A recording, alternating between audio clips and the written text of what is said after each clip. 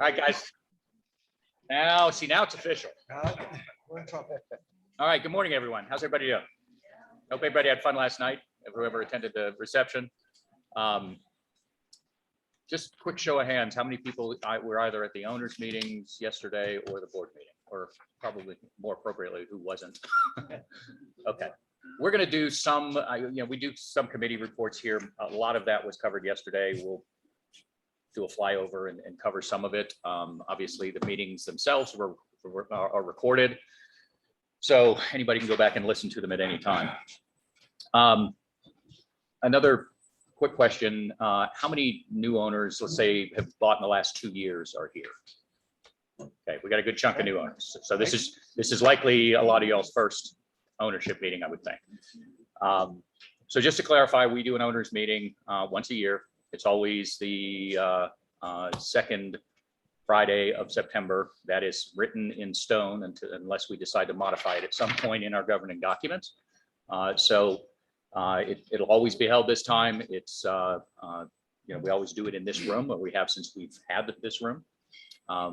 So at any rate, that's the reason for the meeting obviously is to give owners updates. This is the time we do the changing of the guard, so to speak, go to board votes. After this, we break and decide who the unlucky schmuck is that gets rules and regs, as well as who the new president and vice president and that kind of thing are. So I wanted to start, and I for those of you guys that may not have been in the meetings yesterday, this is my 6th year on the board. I guess it's 3-year terms, right? Mm-hmm. Yeah, this is my 6th year on the board. I've served as president for the last 3 years.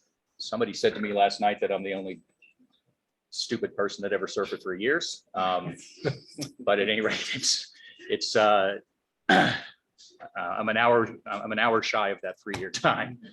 A couple things I want to do first and foremost. We've gotten a lot done over the last 3 years. We talked about it a lot yesterday. Several people brought it up in the meetings, and I do appreciate the nice and kind words that were said in the meeting yesterday. When I got involved on this board, I think it was 2013, I was asked to chair a committee. I got involved in that committee. That was back when we had the old pool, and that's really what got me interested in possibly running for the board. I ran for the board the first year, didn't get on the board, stayed involved, stayed active, and obviously subsequently was voted onto the board. And I don't know if everybody had a chance to read the newsletter. I did say this in the newsletter. I got on the board for one reason only, and it was ridiculously selfish, and that was that I invested a bunch of money in property, and I didn't like the direction that we were going, and I wanted to change it. And I think a lot of the people on the board who have gotten involved over the years have done that for the same reason. So as we said yesterday, we encourage people to get involved. We encourage people to get, to consider serving on committees, running for the board. That's what makes this place tick. We're all owners, we're all neighbors.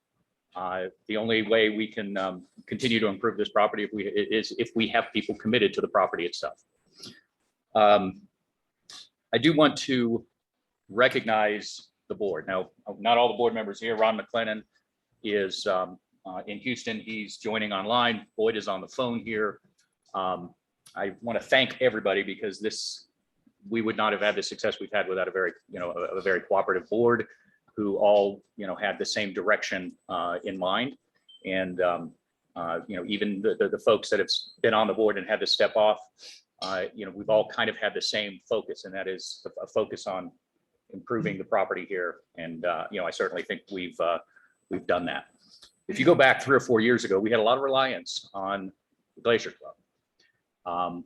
We negotiated the pool and spa in 16, 17. So we negotiated the agreement on the pool and spa, where we gave up that property. For those of you not aware, we never owned the south end of that building. We had a 50-year lease on it, and we had a 40-year-old pool. And Glacier wanted it. We didn't have a complete agreement on the quality of the building at that point, but we were able to negotiate in large respect because of Joe's efforts, but we were able to negotiate so that we now have that amenity center. We now have the playground, although there's a lot of wasted land on that playground. That somebody said last night that should be our dog park. I hadn't thought about that. But we have a first-class facility in many respects because we negotiated that. We also completely redid the lodge. For those of you who weren't here, we used to have horrendous television and internet service. We cut a deal with Glacier to get access to conduit that runs up and down along the roads. We dropped fiber, and now we have great internet. We replaced what Glacier's TV service with what we now have with DirecTV. And we're getting close to being on the finish line with negotiating the water issues with Glacier. So we've come a long way. Again, it takes an army to get it done, and it certainly takes all the folks that get involved on committees, the board, and ownership input as well. I'm going to pause there and let you go through and do your quorum and whatnot. Yep. Yeah. This meeting was properly noticed through the mailing that all of you got announcing the notice of the committee was in that packet. So it's duty to inform owners of this owners meeting. And also I can certify that a quorum is present in that we have counted just prior to this meeting 209 ballots submitted, and that represents way beyond the 35% needed. I'm sorry, did you say what there's number 209? 209, okay. As of 3 minutes before the meeting. Okay. We need to approve the minutes. Oh, See, now I get to correct you. Minutes have been available to readers. There are minutes here. I hope you've had a chance to read them. We do need a motion from an owner to approve the minutes of last year's meeting. I see Sue Carey making the motions for seconds. Gus, did you second? Okay. Sue and Gus, motion made and seconded. I'd ask the president of the association to call for a vote on that. I'd like a vote to approve the minutes that as submitted. I hope everybody had a chance to review it. We've got a motion, we've got a second, and this is a vote from you all. All in favor? All in favor? Aye. Aye. Anybody opposed? You're welcome to rewrite them. All right, so let's move to committee reports. As I said, we did a lot of this yesterday, so we're not going to get into a complete granular detail, and I'm not likely going to cover every committee that we have. But you want to start with financial? Sure. For those of you who don't know me, I'm Joe Carey, and I'm the current board appointed treasurer of the association. We did a pretty detailed look at our financial reports, all line items through August 31st in the last month. We did that yesterday at the board meeting. Today, what I'm going to provide is like a 10,000 foot view snapshot of where we are. Gary, do you have this file that you can put up there? No, that's yesterday's. No, I need these summary. There we go. And can you get that, whatever that is on the side of the screen, moved off? Yeah. Okay. Okay, so this is a snapshot of the balance sheet with the asset side of our balance sheet. The total revenues to date is shown. The year-to-date actual is the first column. Year-to-date budget is the second column, and then the variance is over there on the other side. Actually, I need the previous page, Gary. This is the income statement. I need the balance sheet. I need page 1.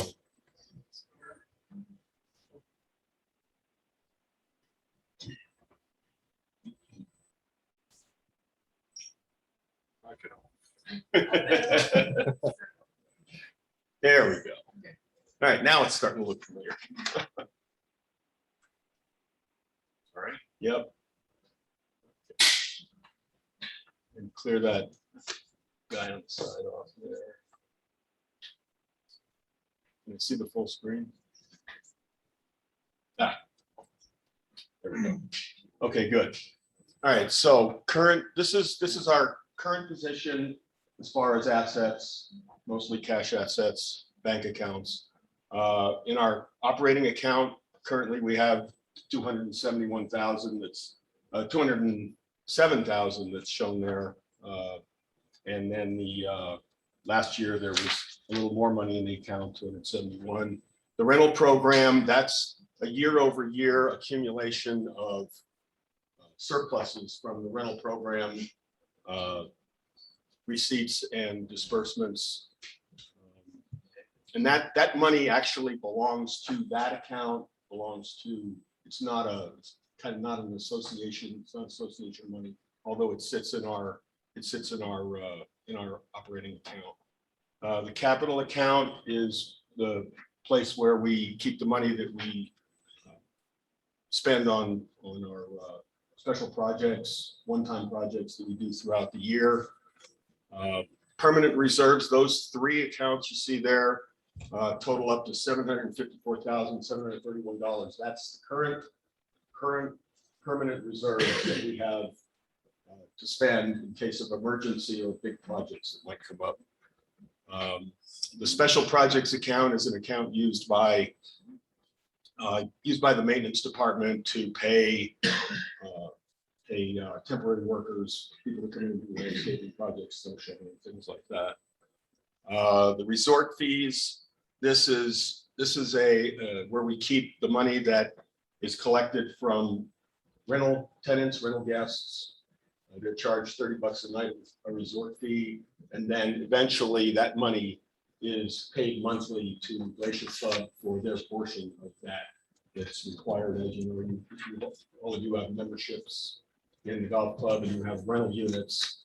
Those fees go to Glacier Club when out of the rentals, and provide your guests the use of the fitness facility and golf course and so forth. So you can see our total cash. Again, the first column it's disappeared now, but the first column is last year, the second column is this year. And you can see we're in a little bit better position this year we were last year. And then of note is accounts receivable. This is money owed by owners on their HOA fees, you guys. And last year at this point there was 33,000 still owed. This year it's only 5. And this is a pretty good place to be. And I think that's a record. It's probably the best position you've ever been in terms of accounts receivable. Hey, Joe, Jeff. I ask you a question for you from the big one that rental one, farther. Yeah, Where is that money, where that money from? I'm just curious. up higher, Gary. Yeah, that's no problem. Where does that- So that's, there's going to be I'm going to show the last slide in this is going to be a budget for the front desk. We used to call it rental program, but now we call it service and security desk because it's more than just rental program. And it's the money that's collected from various sources. Is that like $30 a month each to pay? $5 of that 30 goes to that. Okay. Okay, 25 goes to Glacier. Right. So, and then there's other sources of income for that. And that's the money that's the surpluses year over year. I think what you were talking about, the people that have their units in, Yeah, pay $30 a month. that's part of that too. Yep. Yep. And then there's a long-term rentals have a monthly fee as well. And then there's a contribution that comes from the general fund. And it all goes into that account. And that's where that account stands. And that's an accumulation of several years worth of good performance. Most notably the last 2 or 3 because we've had really great rentals. Okay, next page, Gary.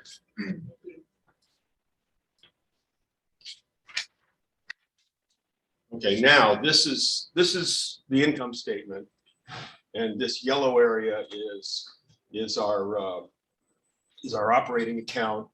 The revenues that you see in the top line, again, the first column is year-to-date actual, second column is budget, and then variance. And the revenues are a little bit under. There's a couple of line items. Assessment fees aren't the only thing that contributes to this. We have a number of other revenue sources. One of them is maintenance revenue, where you might call maintenance and ask them to fix something with your unit, and they charge you for it. Well, that, for some reason, that activity is down this year. We're not getting as many people asking for service.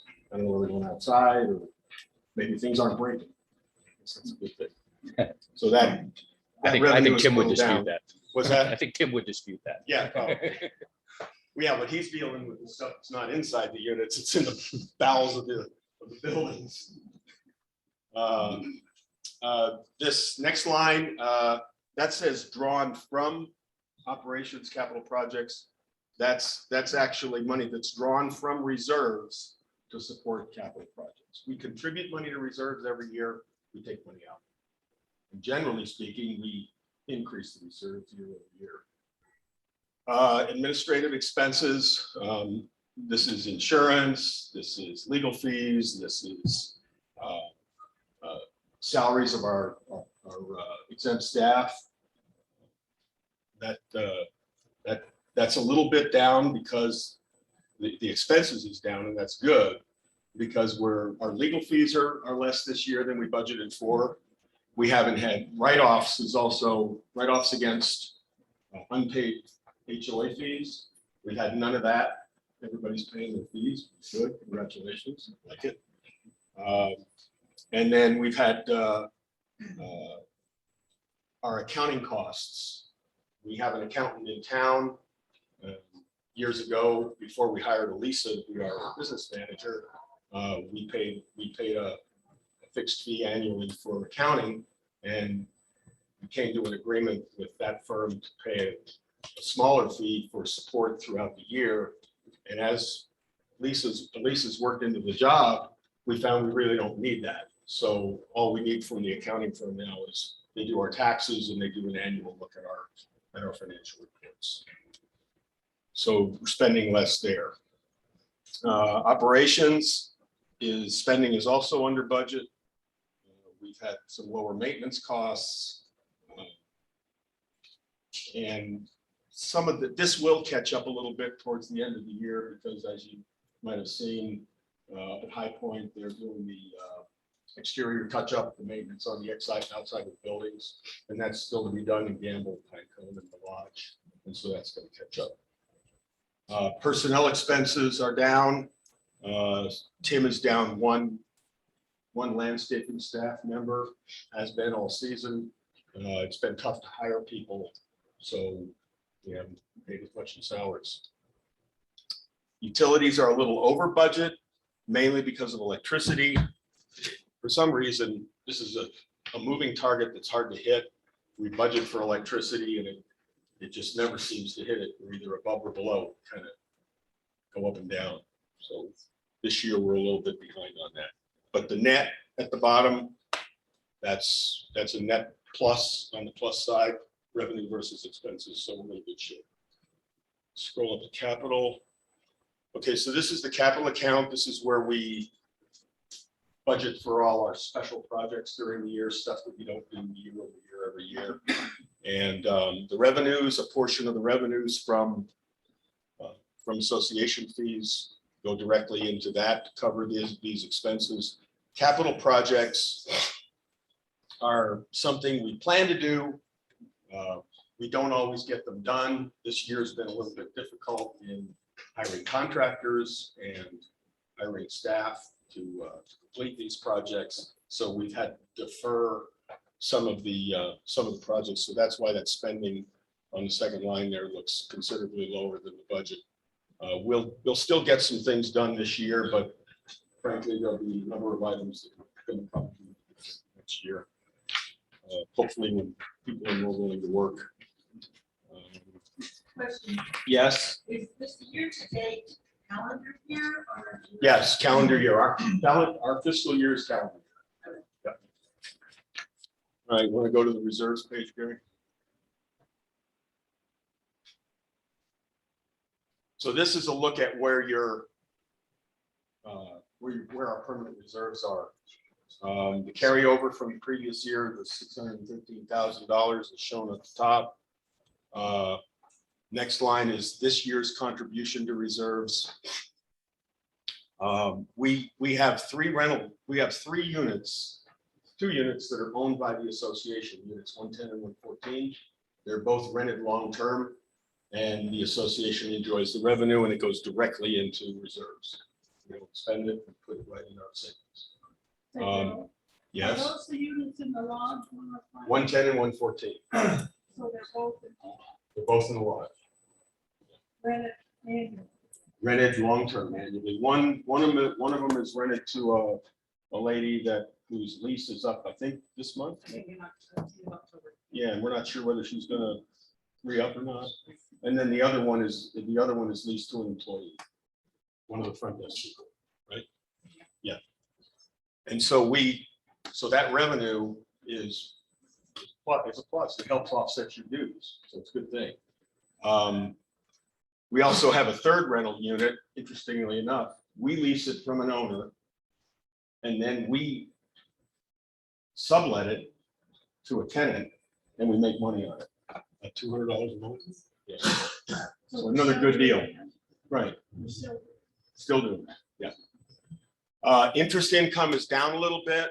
As I mentioned yesterday in my detailed report, there's a lot of the money market right now is depressed. Finding interest rates at even on CDs more than 0.5% is impossible.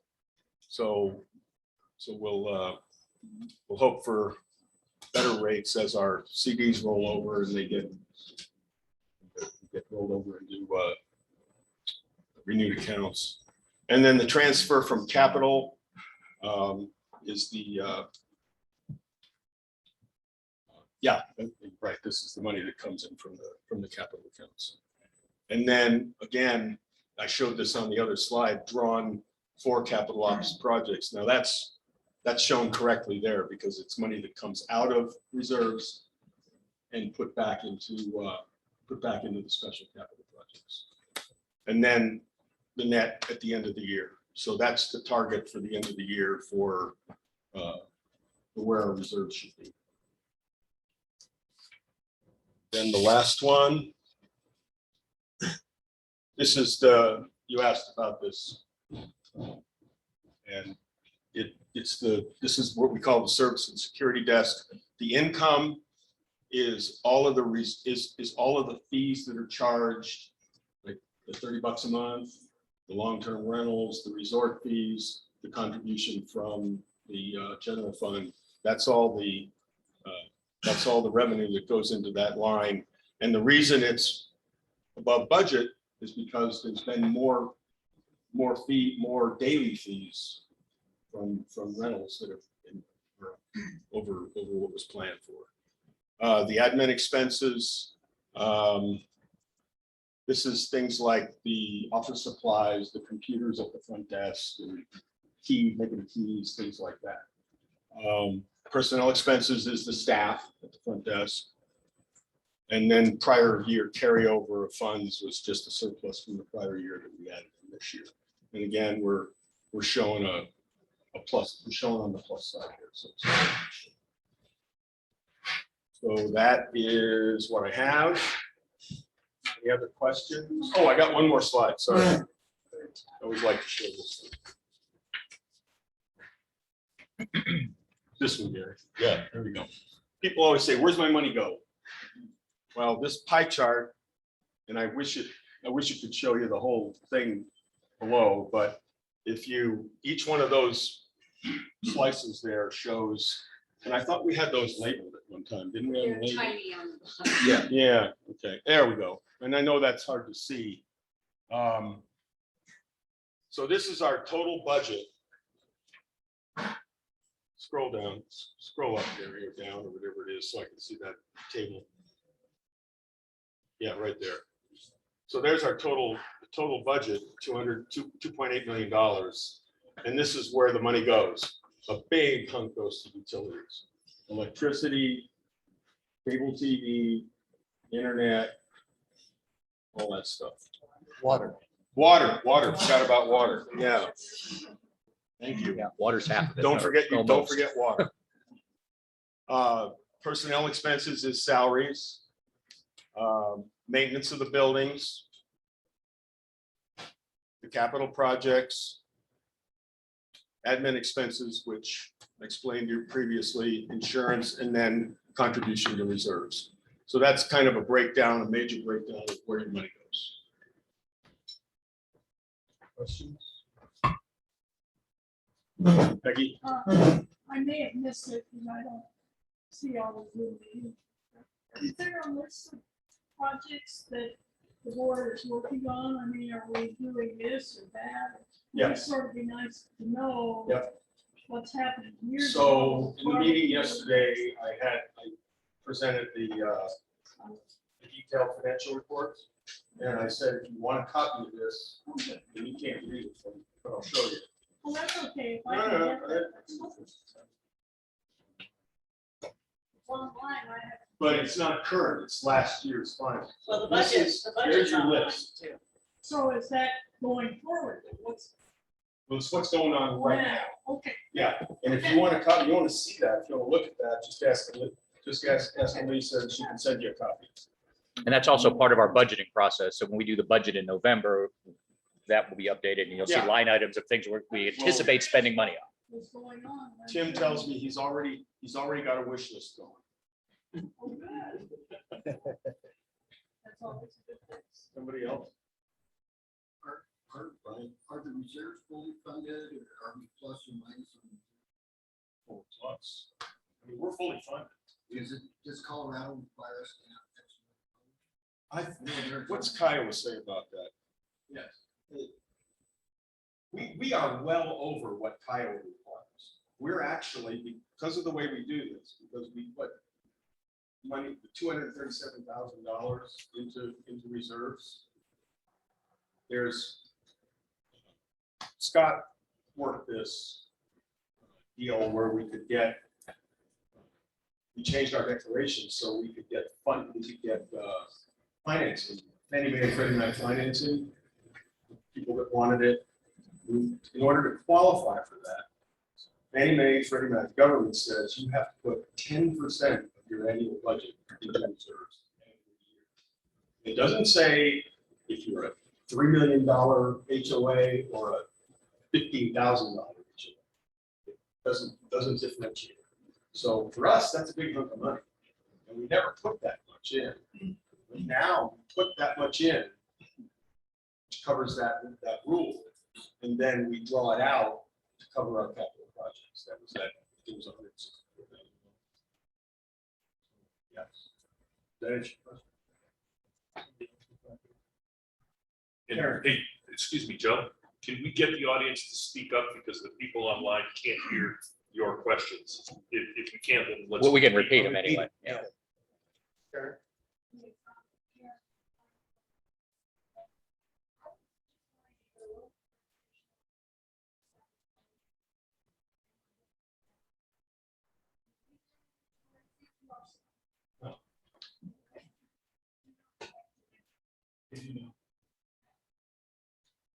They're considered a common element. We bought 114, ooh, boy, 10 years ago. And we bought 110 years ago. 2 or 3, yeah. Yeah. Yeah, so just so people online can hear, the question was whether on the 2 units that we own, how long have we owned them? Number one, one has been owned for 10 years, give or take. The other been owned 2 or 3. The other question was, do we pay ourselves HOAs on those 2 units? And we do not.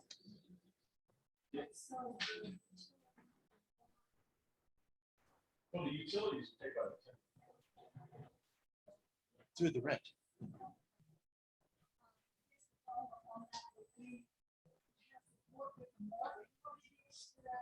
That came up from board meeting. I never even know when that came from the board. Yes. meeting. The board is discussing. Yes, we're gonna, what we thought we would do, and this is important for everyone to understand. When we acquire a unit, it becomes a common element. So the association owns it, okay?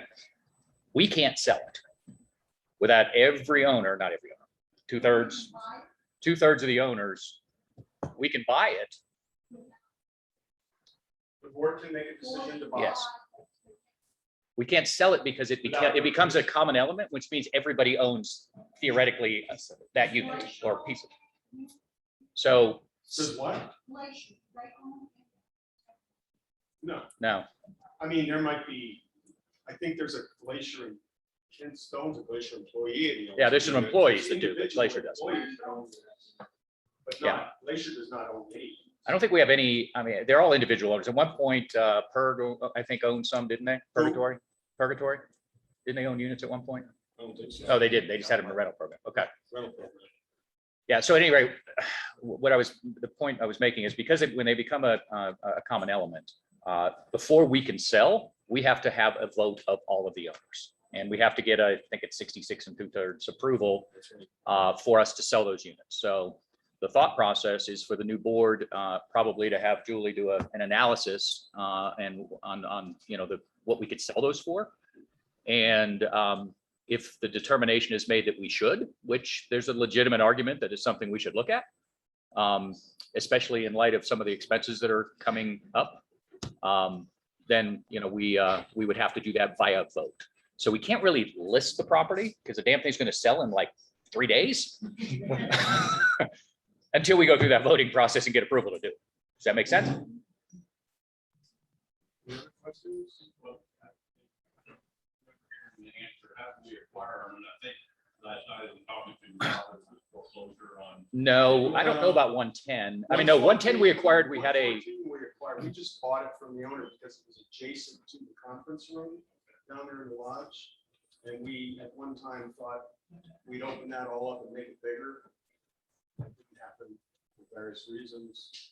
And then the other one was. we had a I'll let you very explain this. obnoxious owner who anybody who was here 3 years ago remembers vividly the problems that we had. And through some amazing last second negotiations with Julie and I and the owner, we managed to get her to sell the unit. And we literally closed on the unit at like 10 in the morning and folded her butt into a plane to Vermont about 4 hours later. And at the time, we overpaid for the unit just to get her out. But now.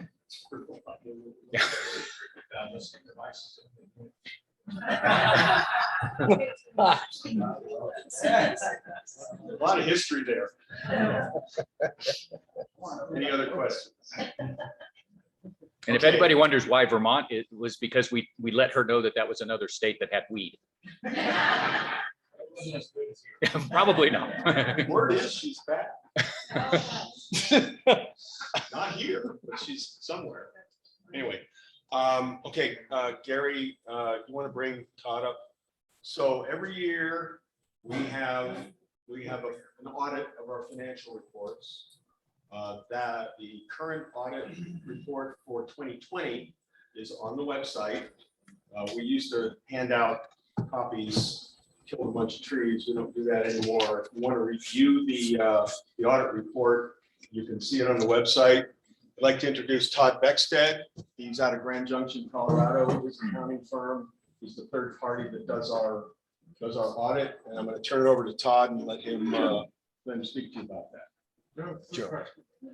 We audit annually or we rotate audit and review? We used to audit, rotate. We're now back to an annual audit at the recommendation of our auditor. Todd, go ahead. Thank you. Good morning. It's great to be with you today. I appreciate the opportunity to give you a report on the audit this year. First of all, let me thank you for the opportunity to serve as auditor. I appreciate the trust that you put in me to do the audit. 2020 was the year of transition of the accounting function from the external accounting firm to now Elisa doing the accounting in-house. So as part of my audit, I reviewed the accounting policies and procedures that are in place. And if I had concerns, this would be my opportunity to report those. I'm happy to report that that transition went smoothly, that Elisa was well prepared for the audit. She was very cooperative in providing the information that I need to do the audit. And based on the results of that work that I've done, I'm able to issue a clean opinion. That opinion is that your financial statements for the year 2020 fairly represent the operations of the association for that year. As you might imagine, an audit does not include verifying every single transaction. I select a sample of transactions. I look at larger dollar items as well as randomly selecting some smaller items to trace those transactions back to original supporting documentation. And then based on the results of those procedures, I issue my opinion.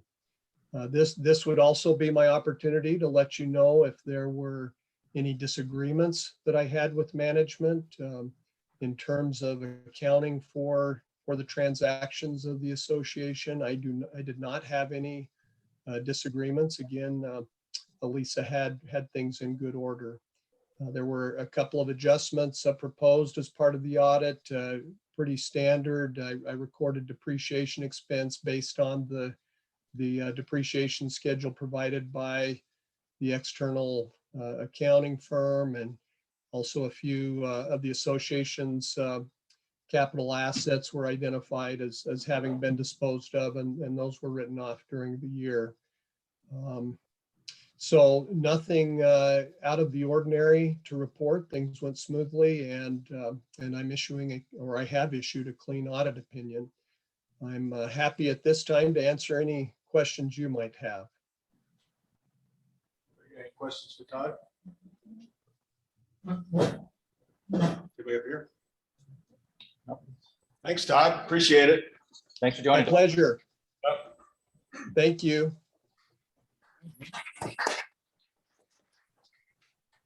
I think that's the first time an auditor's got a round of applause.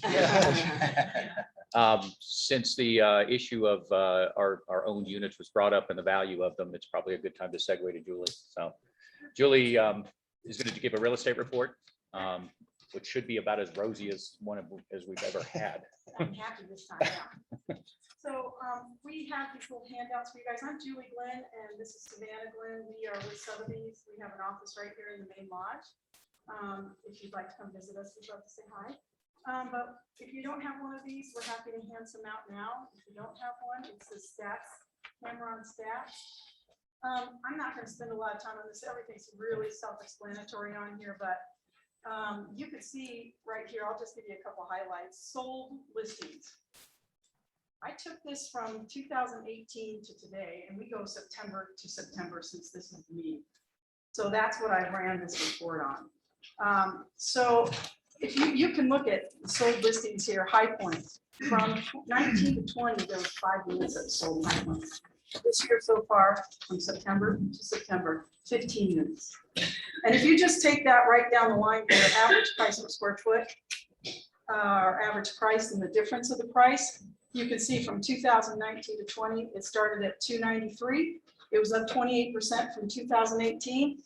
And then this year jumped from 293 to 408, another 28%.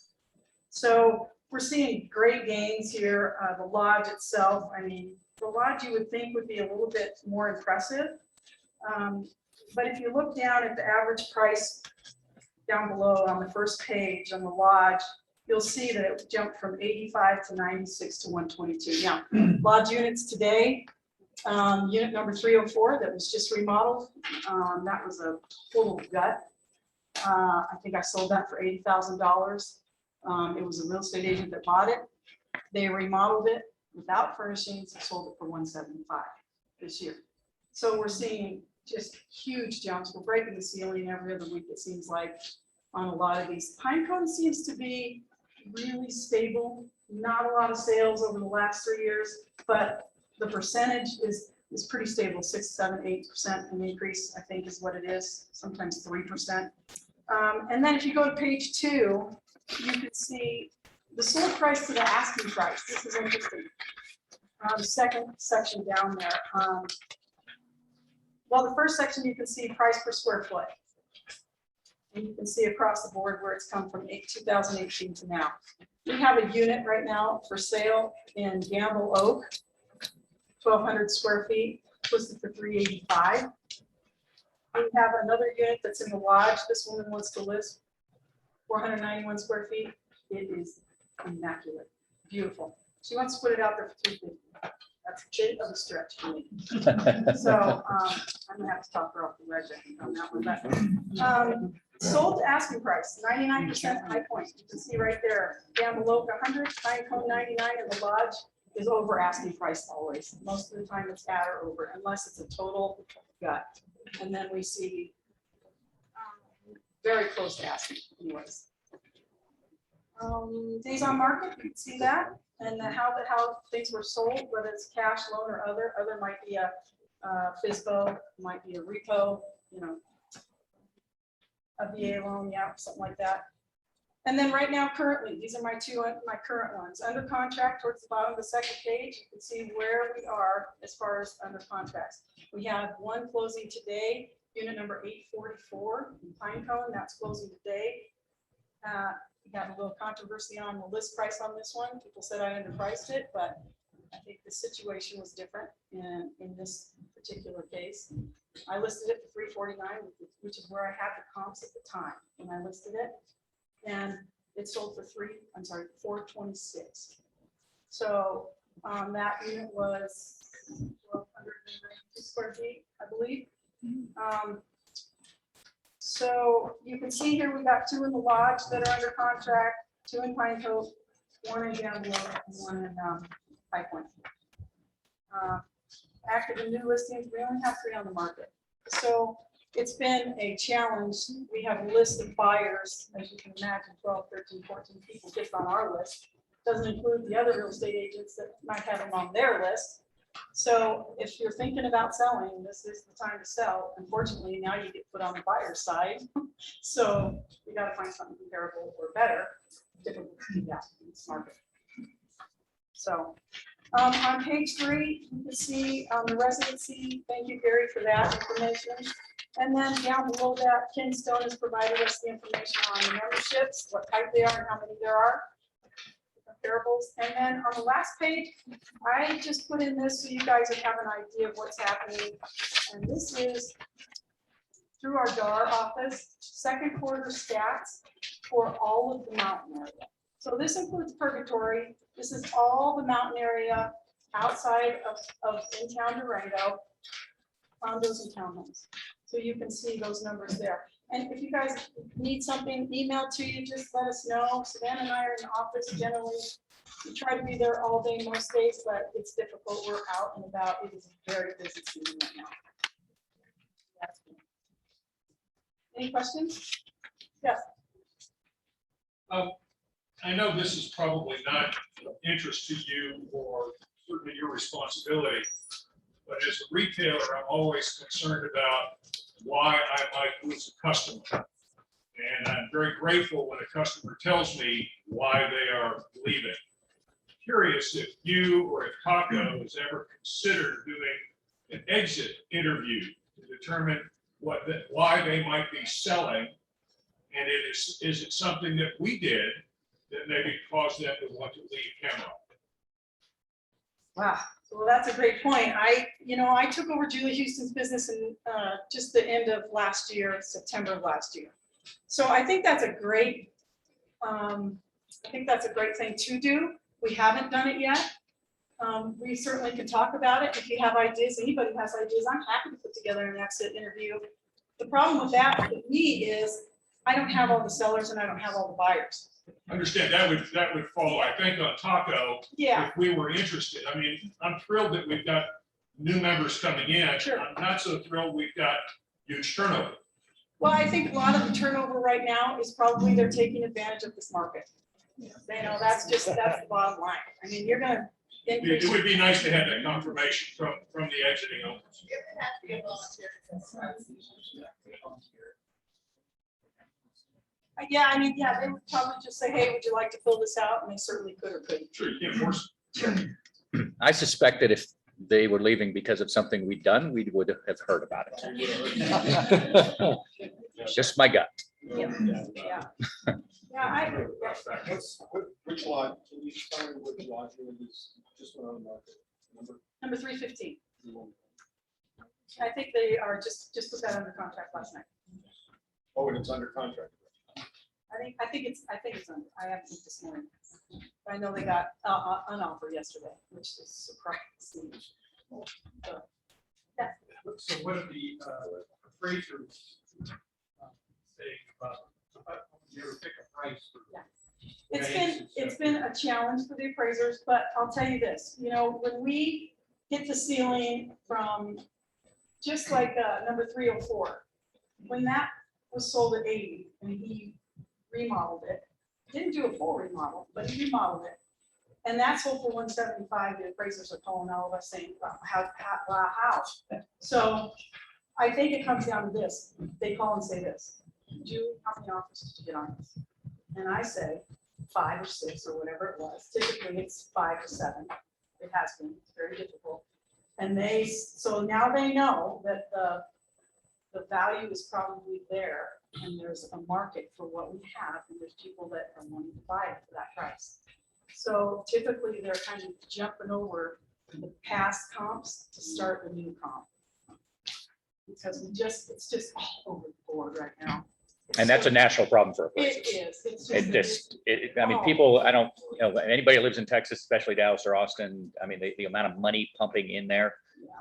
People are, I mean, they're writing contracts with contingencies on whether the appraisal passes or not. People have to come up with more cash for down payments. Yeah. It's a mess. And I'll tell you, most of the loans that I've seen, they are waiving most of their contingencies and making up any differences. Right. It's nuts, but most of them are cash. Cash is king, always has been, especially in the lodge. You know, there's a little bit lower priced units because they're smaller. But when you get out into like High Point is a very desirable neighborhood, probably the most desirable here. As we see things happening, because of the location, and fewer steps. There's a lot of factors there, but yeah, it's tough. It's tough to say what's going to happen. Yeah. Yeah, quick question, Julie. I realize that these numbers here are an average over the course of 12 months. I guess I'm just mildly surprised when I see the average days on the market, because for the last at least 3 months, I would guess the average days on market is single digits. So average days on market might be, it's from start to finish. Yeah. So if it goes on July 1st and you don't close until August 15th, that's Okay. 45 days on the market. Right. So it's not when it goes on and then it goes under contract. That might be 3 hours.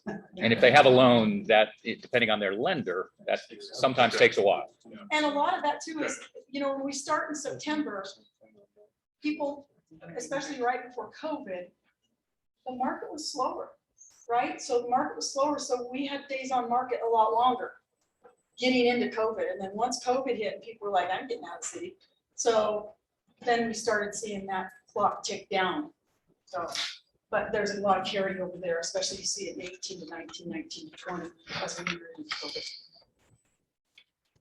Julie, I would just add, you mentioned Pinecone, and that number does look like a little anomaly. Mhm. I do know of 2 closings this month that are substantially above those numbers, and given that there's only a base of 8. Yeah. 2 transactions, I think will pull that average up probably $50,000. I would agree with that. yeah. I would agree with that. You know, it's all trailing a little bit, you know, as we, you know, September to September, if I could do January to December, we have that whole year and we have that whole season in there. But we're still in a good season still, you know. We tend to slow down a little bit in September and then we get it hard again coming into the holidays, so. Yeah. Anybody else? We are hosting the annual barbecue here today. So Savannah and I are gonna head up and start the hot dogs on, and we'll be at the north end on the, you know, the first big beautiful walkway, the beautiful new steps that they've just done. Come right up, you guys come see us. We'd like to see everybody. And we'll leave these here if you need to pick one up. Okay, thank you. All set? Appreciate it. Great Thank report. you, guys. All right, so since we're on the topic of real estate, I didn't have Heather's report for yesterday's meeting. Come to find out she sent it to the wrong email address, so now I have it. I thought she was going to be here for it, but she couldn't make it up. So those of you that know Heather or don't know Heather, she's been here for a long time. Tamron does not have a rental program. As a matter of fact, if we wanted to have financing, we are prohibited from having a program that is run by the association. So Tamron Vacation Rentals, which is the historic name, it's now merged with Premier Vacation Rentals, is run by Heather Dawson. And she's been running that for about 13 years. This has been a banner year, as Joe alluded to on the financial overview. Actually, the last 2 years have been a banner year. So I'm just going to read this because I haven't seen the whole thing. Okay, so this year has surpassed any other year and has been a banner year for rentals. It has been great to see all the improvements, as there have been a lot of improvements done to the property. The owners, certainly those improvements have increased the values and increased the rental income potential. Her company, Heather's company, currently manages 70 condos. There are 40 additional condos managed by owners through, VRBO or whatever, Airbnb, whatever the case may be. And there are 26 condos that are occupied by long-term renters.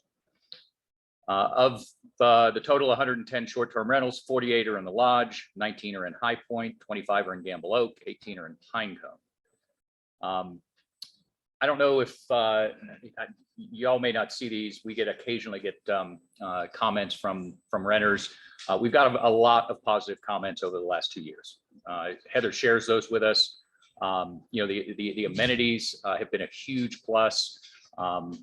For those who participate in Heather's program, we're required to have a social membership so that renters have access to the amenity center, the weight room, all of that. And that has been that we've gotten a lot of good feedback on that. We really haven't even done a remarkable job, I think, of marketing the golf activities or the golf availability, but that has also become a huge lift for the rental program because people love to come up here and stay in golf, and golfers like to play in the mountains because it makes them feel better. She said she'll be around the property later today, so she'll probably be up at the barbecue if anybody hasn't met her and wants to meet her. Any questions? Yeah. Scott, can you get those numbers real quickly? Well, I just closed the email. Okay, as far as what she manages? Yeah. Okay, so she manages 70 condos. There are 40 condos managed by owners themselves, or I didn't mention this, other property management companies. So we do have a couple of other property management companies that are involved up here. And then we have 26 condos that we have long-term renters in. And then as far as the short-term rentals, 48 in the Lodge, 19 are in High Point, 25 in Gamble, 18 in Pinecone. Got it? Before you close that, I might multitask to start answering work emails. So, would you please forward that email to me? oh yeah, I can do that. Appreciate it. We'll do that now.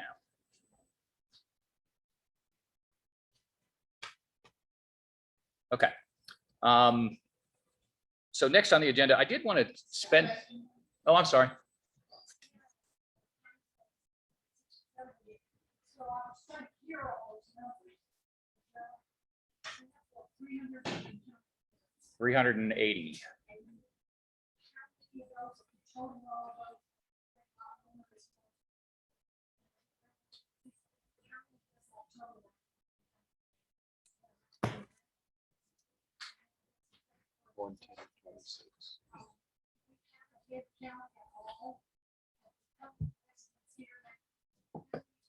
Yeah, that was just in here. So it's 146 rental units.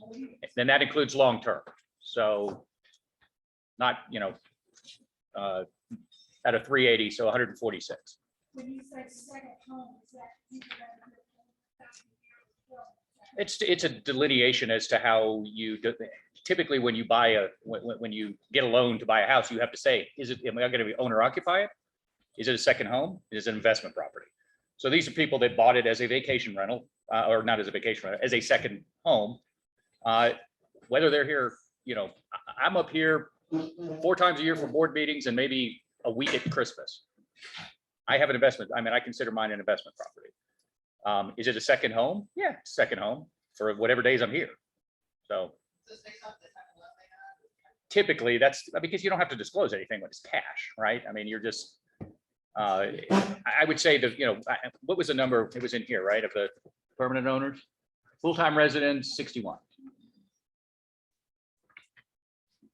So the vast majority of people are either using it as an investment or rental property or just using it as a second home. Yeah. Any money, just talk, any money from the rent program? If I was to rent my thing out, it's a portion of that. A portion of the money is applied, was it $5? It's $5 per night that goes directly to fund the front desk. Yes, That's all. that's all we get. Because there's a lot of damage, people spilling stuff in hallways. and stuff like that happens.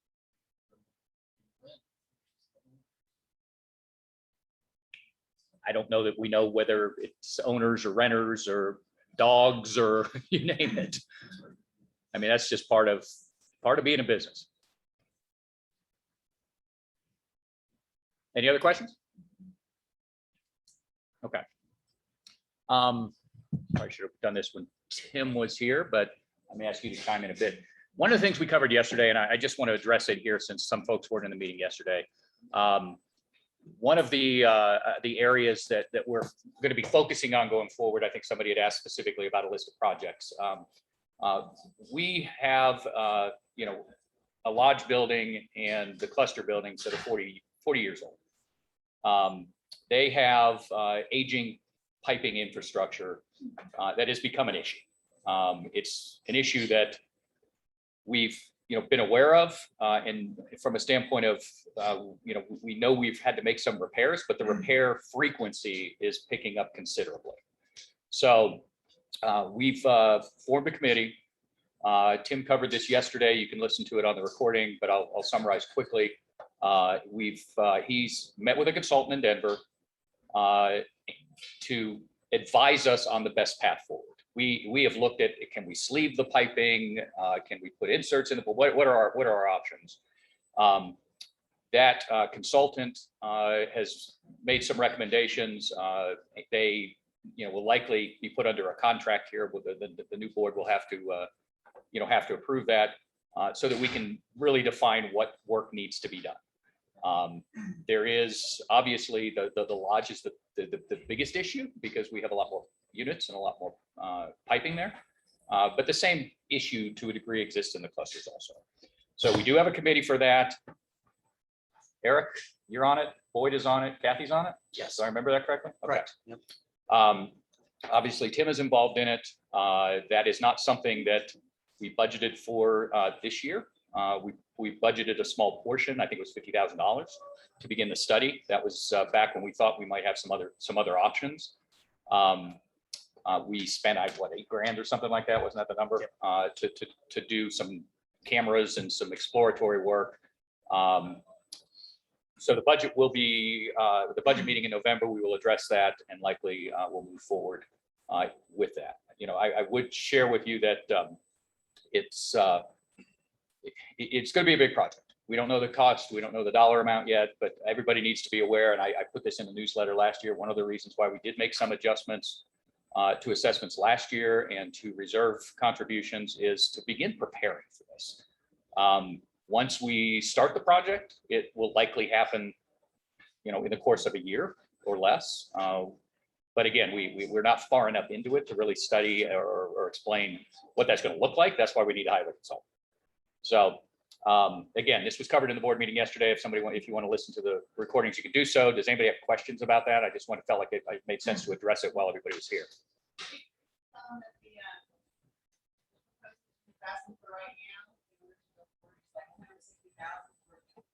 I think it was 165. Yeah. Yeah. And basically that's just to come in and do some more research. Yeah. This is a consultant that will make recommendations as to what we likely will do, and they will assist us in procuring bids and finding contractors to do the work. That's my understanding of the correct proposal. Yes. They'll produce bid documents. produce bid documents and some other things. Yeah. Yeah. Yes, sir. Part of things in the process, to be able to say any confidence of whether or not existing reserves states will be enough to cover that project. Okay, the question was whether or not we're far enough into the project to know where reserves will fit in, and if it's enough going to be covered. I would tell you right now, it's not going to be enough to cover. I know that we don't have enough in reserves, and those reserves are also slotted for other things. We got a roof to replace, we got carpet to replace, there are other things that the reserves are slotted for. We have a long-term asset replacement policy that's on the website. That's what the reserves are intended for, to be in place for. One thing Tim shared yesterday, I think somebody in the room asked if we had any idea ballpark. It would be a frugal attempt to do any kind of ballparking right now because of the supply line issues that we're dealing with. Lumber a year ago was through the roof. The bids we were looking at, no pun intended for the roof, were out of control because you couldn't get lumber. We don't know what it's going to cost, and even if we got a bid today, nobody's going to put a stamp on it. I can tell you, just being in the real estate business, I see builders today who will build a house for you, but they won't tell you the price up front because they don't know what it's going to cost them. So that is a big problem. And it's just something that we're going to have to deal with when the time comes that we start accepting these bids. Ron. Personal opinion, you're in the real estate business, you're in touch with finance deeper than any of us would be. Looking forward, you just said that in all likelihood, our current reserves, noting that there are other projects that some of those reserves are committed to, that the reserves will be likely insufficient to handle the plumbing upgrade. What would you anticipate the source of funding would be? Assessment? It could Loan? it could be an assessment. It could be assessment. It could be financing. We have discussed possibly looking at financing options, but we're not far enough along. So That'll be part of the consultant study as well. Yeah. He will have some feedback to us on sources of funding that this company has used in the past. yeah, we're just not far enough along on it. The only reason I ask is an assessment is going to be whatever it's going to be. But it has a huge impact on the real estate sale and so forth. Understood. And I guess I would like to see us answer that question as definitively as we can, as soon as we can, to avoid speculation about what will happen. Yeah, there's no doubt when you list a property or the first question people ask is, are there any special assessments coming? Right? We went through it when we did the lodge remodel. No, we're all owners. Nobody wants to do special assessments on any of this stuff, but we'll try to figure out the best way to handle it. Certainly financing is something we're going to look at. Any other questions? I would just say as well that this is going to involve some personal disruption for everybody whose unit gets worked on. I mean, you come in, you cut down sheetrock, you access the pipes, you work on the pipes, you replace the sheetrock, you do the wall. Everybody here who has their unit worked on, whether you've had it through catastrophe, a leak or whatever, is gonna, and so that cost will have to be involved and so the point was, we would love to have one or two members from the lodge on our committee. Help your fellow neighbors prepare for the disruptions coming, because the lodge will be first. Oh, without a doubt, lodge will be first. Yeah. I mean, that's where we have the most risk of damage because every time a pipe bursts, and you all have seen it. Some of you all have experienced it. It may not have even happened in your unit, but when a pipe bursts, it causes flooding, right? And then we have damage elsewhere. So we know we need to get it done. And it is a focus. Will it happen next year? Good up, there's a good chance that it will, but we're just not that far along. Yes, sir. I didn't see that. I didn't even see that was you, Chair. Sorry, the mask just threw me off. Taco has had quite a while now, long-term asset replacement study on this. So there has been planning and trying to anticipate what large term projects are coming up. Say a few more words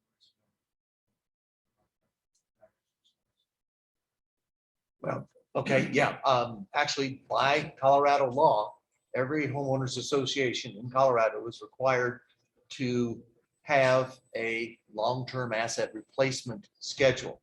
And you'll see in past years, I haven't actually looked at this year's, but this came out today. It's part of our audited financial statement.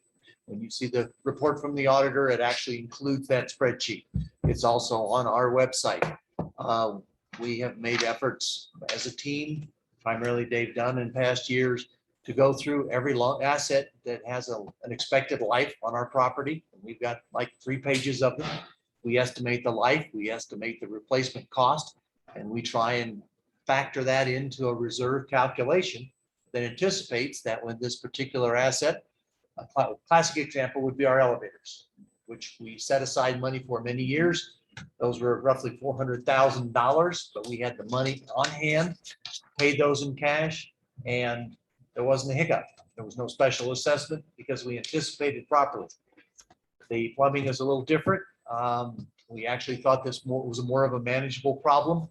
What we saw was that year by year, I've been doing this, I guess, 6 years, the number grew. And what we finally concluded is tackling them year by year, incident by incident, was not cost effective.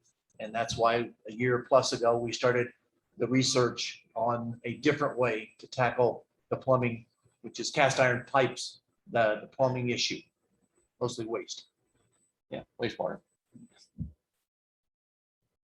Yes, ma'am. Peggy Gibson, I'm in Gamble Oaks, or whatever. We all, everywhere on property have cast iron pipes.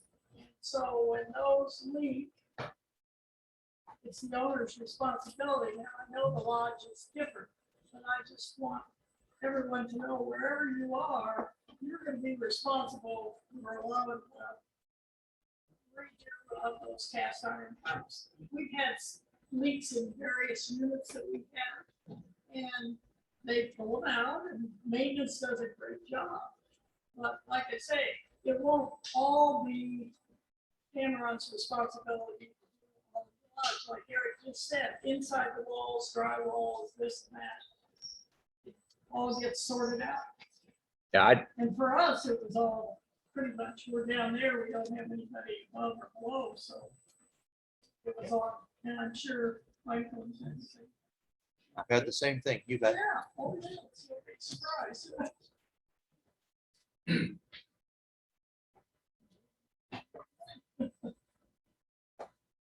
I'm sorry, Ron. I thought I lost, go ahead. We've been through this before in the last several years regarding common elements. A vast majority of the cast iron waste plumbing is defined as common element, which is the responsibility of Taco rather than the individual.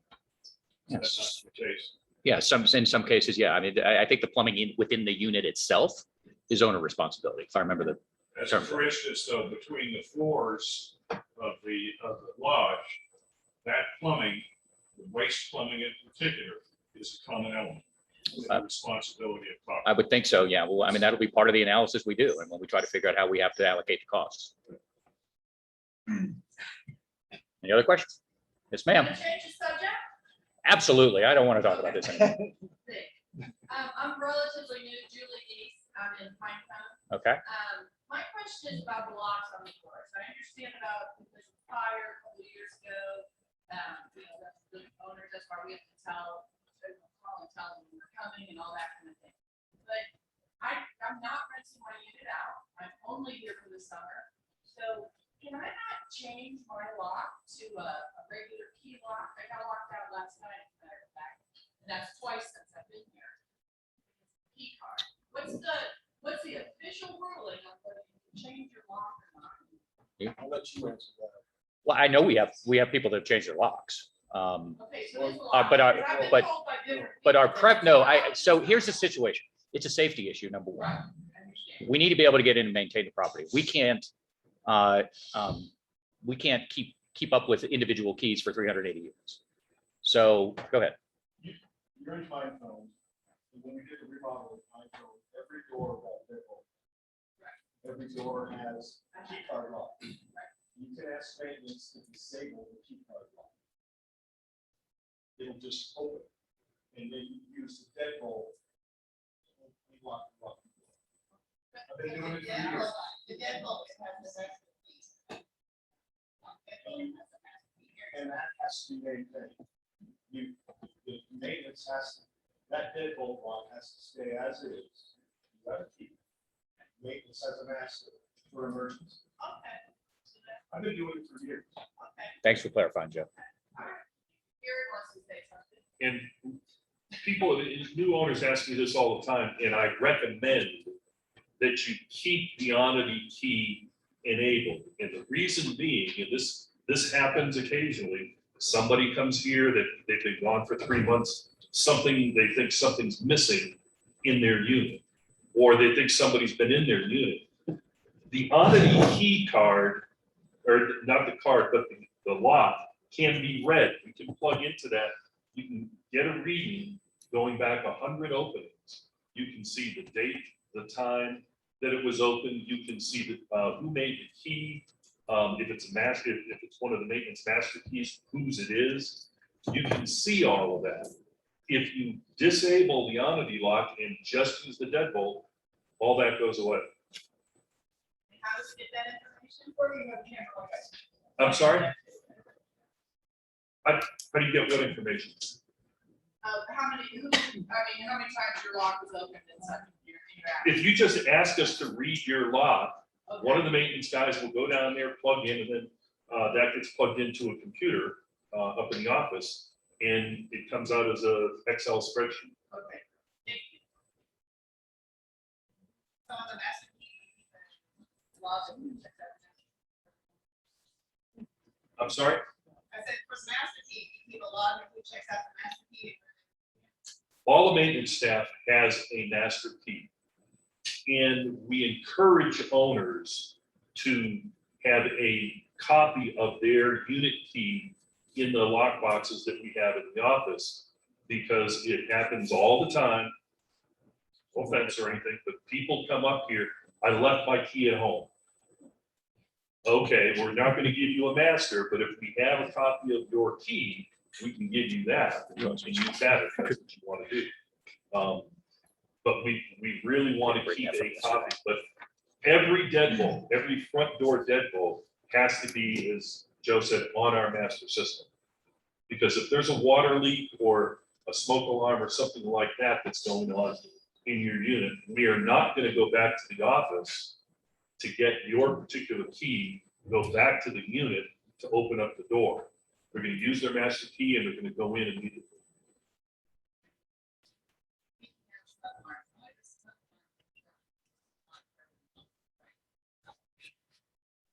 This is smoke alarm, what? I said, only the smoke alarms are connected to your system. right? Yes. Carbon monoxide. Carbon monoxide is not. Now, my understanding is that if you rent your unit by law, if you have gas, you have to have a CO detector. If you do not rent your unit, you do not have to have a CO detector. I don't know why anybody would not, but you don't have to have a CO detector. Only if you rent it. Now, in the lodge, it's a moot point because there's no gas in the lodge.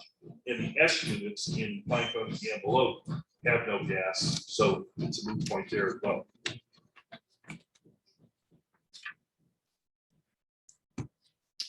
Any other questions? Okay, we're about to move to the election, but I do want to mention one last thing. It was suggested yesterday that we reform the landscape committee. One of the things that was discussed in the board meeting yesterday was challenges that we've had with landscaping. And again, it's not really challenges with landscaping, it's challenges with staffing to do landscaping. So we will reform that committee. I think, Mark, you volunteered. You may get to chair it since you're the first volunteer. But you know, the other thing that was brought up yesterday is communication with the board. You know, we do our best to communicate. As I shared with everyone yesterday, we're not all on property. We use Facebook to communicate. We use a newsletter to communicate. We have staff that you can communicate with. We all have email addresses on the website, which mine will be removed in approximately at 1 day, correct? Or are you gonna get it done by this afternoon? Any rate, I just, no matter who's on the board, we're here to, to listen. So if you've got questions, comments, we can't read minds, as I said yesterday. The other thing I suggested to Gary yesterday is maybe we stick a suggestion box on the Tamron HOA website. We're going to look into that, see if it's something we can do in the event somebody wants to make a suggestion but doesn't want to go public. We'll do something like that too, hopefully. FTP. Bringing that point up, with our new positions, what is our, like you say, we're picking of it. Or who's responsible to whom?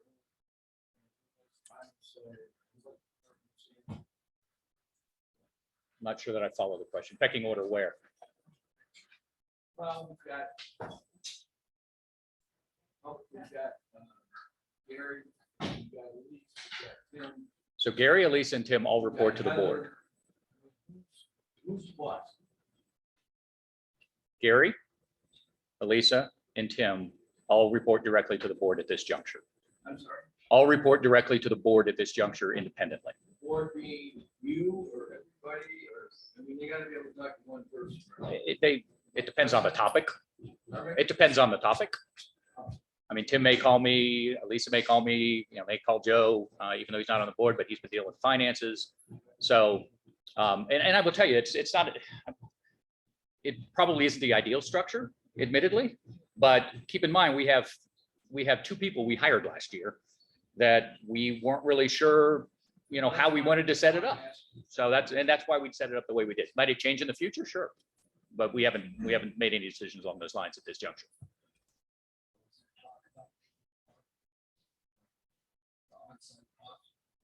Nothing, no formal discussions. I mean, we certainly, as a board, have had some discussions around it. I don't know at this juncture if that'll change. I mean, they all have their individual responsibilities. Yep. Going back to, When are we gonna find out about the election, who won? Well, we got to get to that when people quit asking questions. What do you got? just a couple of things that I have, and I talked to Rick a little bit about it the other day. Let's talk more on it. But we own 5 Tims in the lot. We've had our 20 years. It's owned for 11 years, but we've never had the issue that we've had over the last 8 months or so, where we have a renter in our unit that calls down to the front desk and says, we have a light bulb burning. Or the fan in the bathroom's not working. So of course, they send maintenance up there to take a look at that. And it has to do with just flipping a switch, or in this instance, the fan is working fine, but we still get charged by maintenance for something there's nothing wrong. I can relate to that. I have no problem if something's broken. For maintenance, fix it, charges for it, but there's nothing broken. Where does the common sense come? I can tell you, I have a long-term renter and I have a clause in my lease agreement that says any billing for less than $200 belongs to the lessee.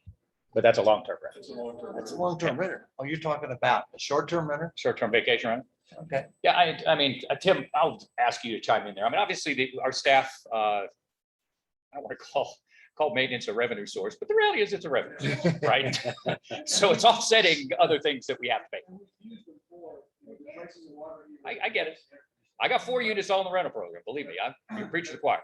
Is the way I look at it, is that yes, it is a service call, but if there's nothing wrong, then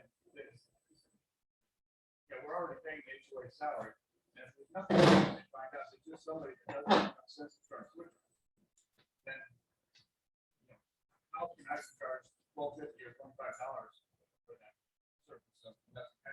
We get calls every week from somebody that just got into a unit that doesn't understand. In order to make the lamp work on the table, the switch has to be in the on position. It's your responsibility to educate the tenants and the guests.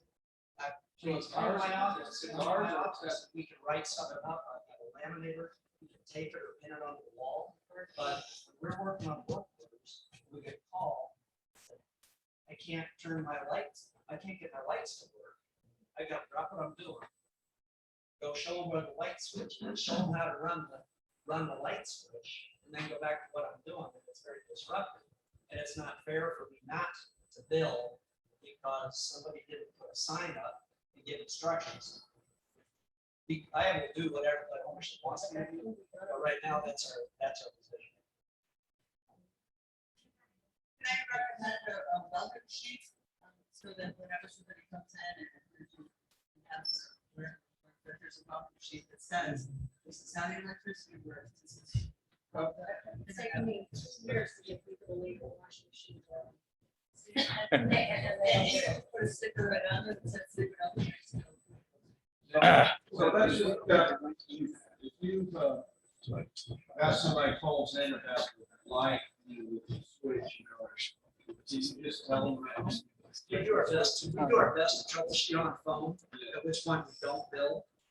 But if they're having a hard time telling us what the problem is or going through the process, then we gotta dispatch them. Part of the problem is people view this as literally, whether we like it or not, somebody checks in here, they treat it like it's a hotel. And I got 6 rental properties, all vacation rentals, and when I see some of the maintenance things that come across, not to pick on Tim or my folks in Galveston that do it, I laugh at some of them because they're just idiotic requests. But I hate to say it, it's the cost of doing business. If you're going to be in the rental, if you're going to be in the rental program business, then there's a little bit of a pain in the ass factor associated with it. I personally would like us to kind of lean toward the VRBO model, where, yeah, we're here to fix common element stuff. If you have your unit in a rental pool, you need to call your rental agent or your owner. Get me out of the middle of this stuff. I sure appreciate it. And as a renter, I don't want to have to do this. I'm more than willing to take the risk of one of my people call it a stupid thing, and I have to pay the cost of it. That's a service that, I'm in Arizona, I don't worry about anything. Bingo. More than worth it. You keep doing this, because I don't want to be called out in the middle of the night.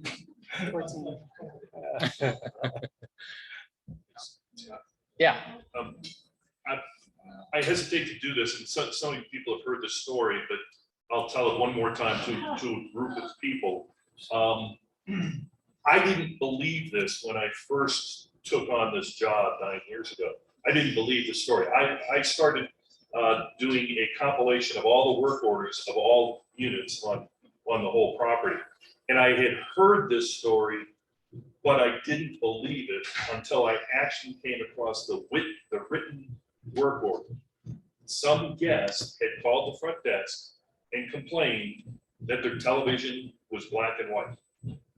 Mark Schmidt had to go up to the unit, figure out what the problem was with the settings of the television. They were watching Turner Classic Movie, a black and white movie, and they never changed the channel. Now, that's just a very prime example of some of the nonsense that, as Tim alluded to, you got to put this down, something important that you're doing, in order to go do that. And that's what happens. Just one last comment, I hope. We are grateful that the board over the years has determined to maintain maintenance in-house. We know the option of calling an electrician up from Durango if they'll come up, or a plumber to screw in a light bulb or to unplug a toilet. We are grateful, and we think the charges that Tim has set up or that the board has set up over the years are very fair in comparison to our options, for sure. Yeah. Well, thanks for saying that. I mean, I've got a sticker on a fan in my unit that says this is how you turn the fan off. It's a dumb, stupid thing that I have to have, but I had to put a switch on because people kept yanking the damn cord out. And I replaced the cord like 4 times and realized, why don't I just tell them that there's a switch there? Yeah. So anyway, it's frustrating, but again, it's the cost of doing business if you're in the rental business. Yeah, let them make sure they're very good at trying to. Yeah. Okay. If we're done, any other questions before? Because I think we need to move to election procedures and I need John to help me out here in case I don't screw up, but we do a last call for ballots, correct? Yeah, could I say something real quick? before- You just run with it. You know, when the election's over, sometimes we disperse and normally some. But two of our board members are turned out, so to speak, but they have spent years serving us as board members, and of course with the Eric and Scott. So I just feel we should show some appreciation for what they've done.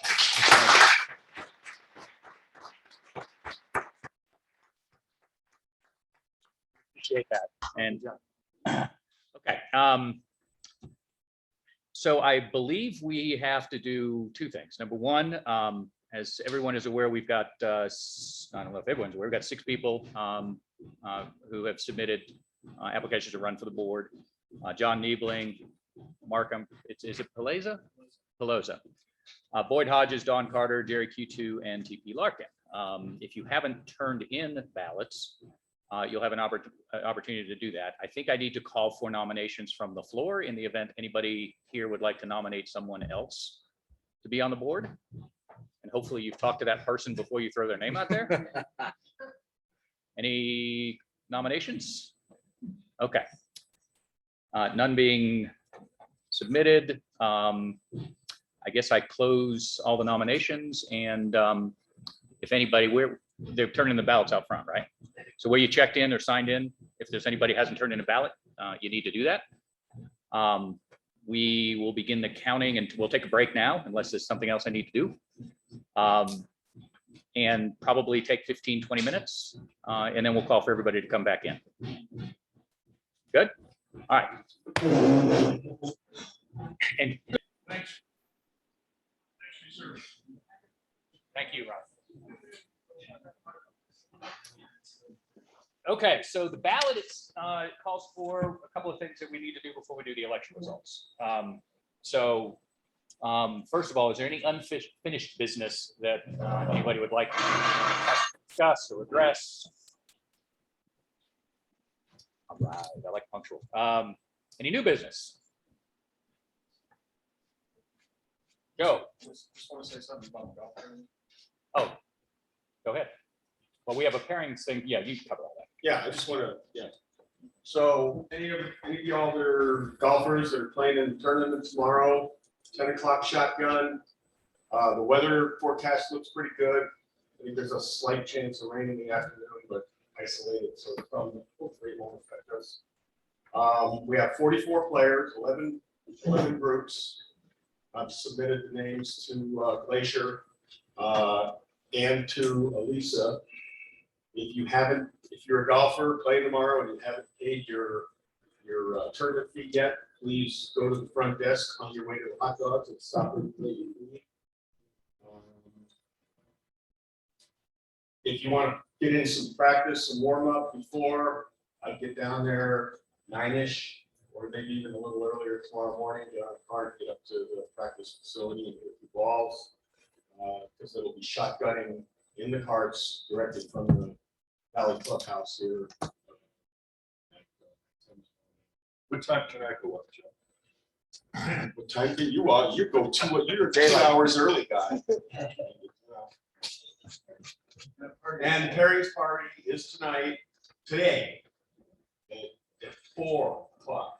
It used to be at 6 or 6:30, but we moved it up to 4 to accommodate not stepping on the restaurant's dinner business. So we'll have Perry's party from 4 until 5:30 or so. Well, have a couple drinks, meet your teammates, and there'll be some snacks and such there. It's cash bar. Where did I say? Oh, it's at basement. Yeah. If you're not playing golf, come on and socialize. Sir. Okay, we're asking. We're supposed to go down there to the golf club. Good question. You and Peggy and Richard and Bob Dean.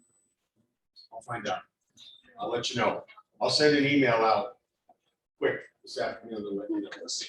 Yeah, Bob Dean just always picks his up down there. yeah. I'll ask Lucas what he would like you guys to do. And Randy too. So I'll ask Bobby. You're just gonna go get him and you could do that. But I'll ask Lucas. I gotta touch base with him today anyway, so. Any other questions? Okay. See all about. Thanks. Thanks, Joe. For tonight.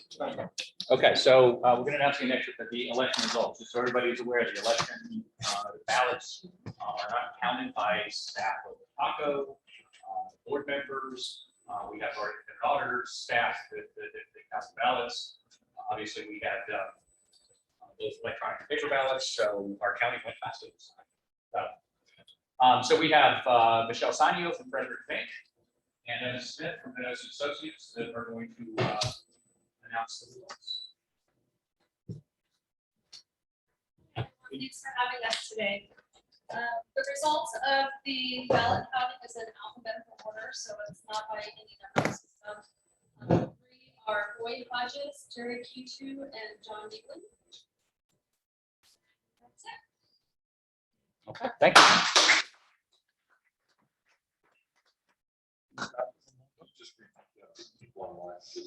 Oh, okay, yeah, John Niebling, Boyd Hodges, and Jerry Q2 were elected to the board.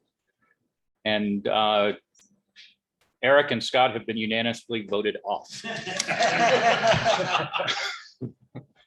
So I appreciate everybody coming today. What time was hot dogs? It's Noon. Noon, okay, so hot dogs at noon up at the north end of the lodge.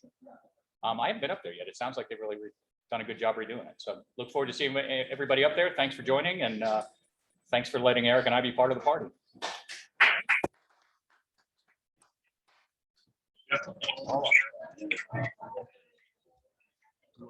you have to formally? Get all that, boy? Yeah, John, do we need to formally adjourn? Thanks for running. I just wrote down the meeting. Okay. So, A motion. given